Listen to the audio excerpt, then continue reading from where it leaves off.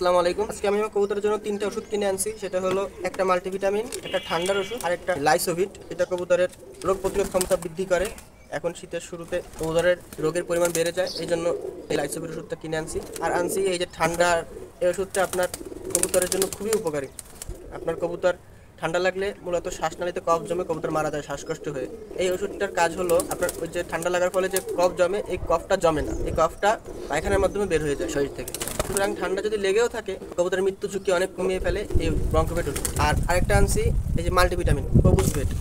এই ওষুধটা এখন খুবই প্রয়োজনীয় কবুতরের জন্য, কারণ এখন সামনে ব্রিডিং সিজন, কবুতর পাখি সবার জন্য এই মাল্টিভিটামিন ওষুধটা খুবই প্রয়োজনীয়।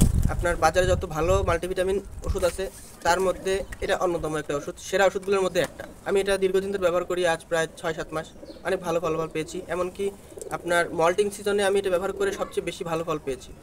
মল্টিং সিজনে আপনার ডিম পারলে দেখা যায় ডিমের কালার আসে না, ডিম নষ্ট হয়ে যায়, কিন্তু এটা ব্যবহার করার মাধ্যমে আল্লাহর রহমতে কোনো ডিম আলহামদুলিল্লাহ নষ্ট হয় নাই, আর কবুতর দুর্বল হয়ে পড়ে নাই। ওই সময় অতিরিক্ত মল্টিংয়ের কারণে প্রচুর ভিটামিনের প্রয়োজন হয় শরীরে, তখন এই ওষুধটা খুব ভালো কাজ করে।